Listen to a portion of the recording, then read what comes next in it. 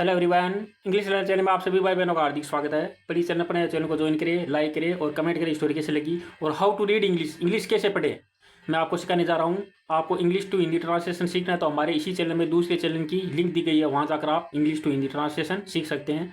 तो चलो स्टार्ट करते हैं। Deafness becomes a boon. Deafness का मतलब होता है गूंगापन। बिकम से बन जाता है ए यानी बूनियन वरदान। डिफनेस का मतलब होता है गूंगापन। बिकम से बन जाता है ए यानी बूनियन वरदान बन जाता है। क्या बन जाता है? बहरापन एक बून वरदान बन जाता है इस स्टोरी में। कैसे बनता है? Once a group of frogs was living contentedly in the woods. Suddenly, some frogs gathered around the pit, finding two of them had fallen into a deep pit. मतलब गहरे गड्ढे में गिरे हुए थे। When they saw, जब दे इन्होंने sign देखा, how deep, how कितना डीप है गहरा, the pit गड्ढा वाजन था। They dejectedly told the two frogs in the pit that they should prepare themselves for their fate, because they were as good as died. Reluctantly, the two frogs began to jump with all their might. Might यानी शक्ति से। might एक वोडल भी होता है, ये might यानी शक्ति से।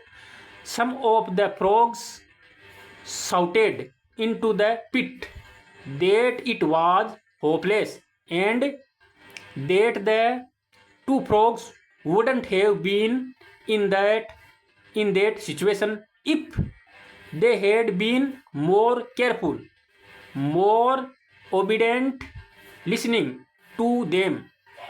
One of the two frogs into the pit lost hope and quietly resolved himself to his fate.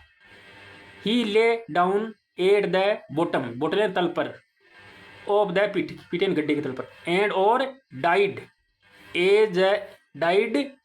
as the others looked on in helpless grief.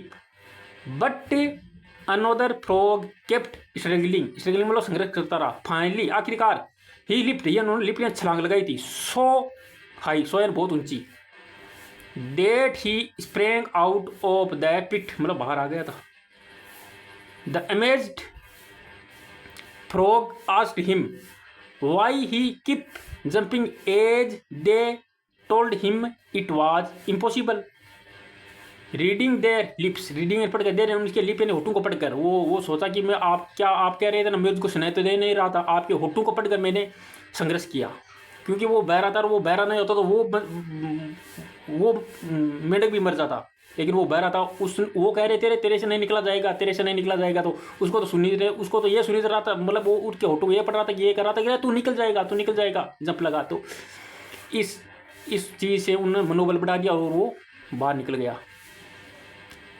तो reading their lips astonished frog told them that he was deep, क्योंकि वह बह रहा था।